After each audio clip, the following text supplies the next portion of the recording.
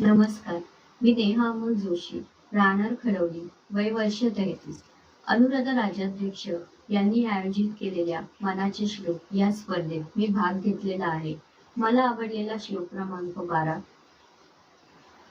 मना मानसे दुःख आणू नको रे, मना सर्वथा शोक चिंता नको रे, विवेके देहे बुद्धी सोडून द्यावी, विदेहीपणे मुक्ती भोगीत जावी. जय जय रघुवीर समर्थ. समर्थ रामदास स्वामी आपल्या मनाच्या श्लोकामध्ये मनाला सतत दुःख, शोक, चिंता न करण्याचे तसेच आत्मज्ञानाने देहबुद्धी सोडून मुक्तीचा आनंद घेण्याचा उपदेश करतात. अनुराधाताईंनी या श्लोकामध्ये सांगितले आहे की सुख आणि दुःख याकडे आपण कशा दृष्टीने पाहतो हे खूप महत्त्वाचे आहे. सुख आणि दुःख हे परिस्थितीवर अवलंबून असण्यापेक्षा ते मनस्थितीवर अवलंबून असतं. जे होते ते आपल्या चांगल्यासाठी होते असा जर आपण विचार केला तर आपले आयुष्य अधिक सुखकर होऊ शकते.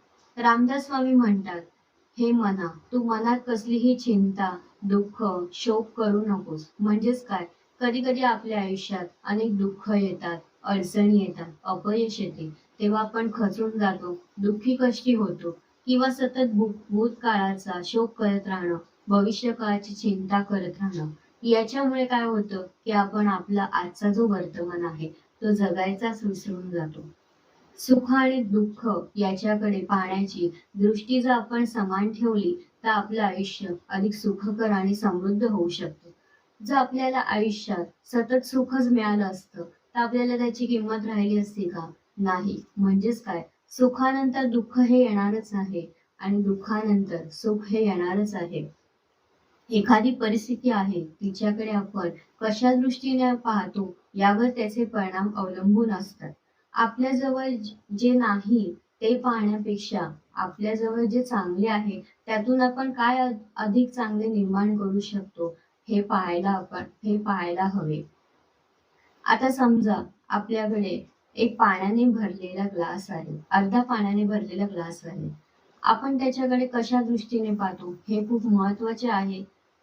कोणी सांगतं अर्धा पेला भरलेला आहे, अर्धा पेला रिकामा आहे. म्हणजेच काय, घटना एकच आहे पण तिच्याकडे पाहण्याचा दृष्टिकोन हा मात्र वेगवेगळा असू शकतो. यावरच आधारित मी एक गोष्ट सांगू इच्छिते. एका गावात दोन मित्र राहत असतात. एकदा संध्याकाळी ते असे डोंगरावर फिरायला जातात तर त्यांना वाटेत एक भला मोठा दगड दिसतो. पहिला मित्र म्हणतो, अरे, हा दगड जर कोणाच्या वाटेत आला तर तो अडथळा होऊ शकतो. दुसरा मित्र म्हणतो, हा दगड जर मी बाजूला केला तर अनेकांचा मार्ग सोपा होऊ शकतो. म्हणजेच काय, तर परिस्थिती एकच आहे, घटनाही एकच आहे, पण तिच्याकडे पाहण्याचा दोघांचा दृष्टिकोन हा वेगवेगळा असू शकतो. म्हणजेच काय, की परिस्थितीकडे आपण कशा दृष्टीने पाहतो यावर त्याचे परिणाम अवलंबून असतात. समर्थ रामदास स्वामी म्हणतात, विवेके देहे बुद्धी सोडून द्यावी. म्हणजेच काय, तर आपल्या देह आणि बुद्धी याच्या पलीकडे जाऊन विचार करायचा आहे. म्हणजेच कधी कधी निस्वार्थपणे एखाद्यावर प्रेम करणे, एखाद्याला मदत करणे यातही खरे सुख दडलेले आहे. छोट्या छोट्या गोष्टीत आनंद मानणे हेही एक सुखच आहे. संत हे विश्वाचे घर, हे विश्वाचे माझे घर असं म्हणण्या इतकं मन मोठं करू शकतात. तर आपण नक्कीच छोट्या छोट्या गोष्टीतूनही इतरांना मदत करून आपण त्याच्यात आपलं सुख शोधू शकतो. सुख आणि दुःख हे आपल्या मानण्यावरती आहे. आयुष्य खूप सुंदर आहे. सगळ्यांनी भरभरून जगायला हवे आणि दुसऱ्यांनाही त्याचा आनंद आपल्याला देता यायला हवा. धन्यवाद.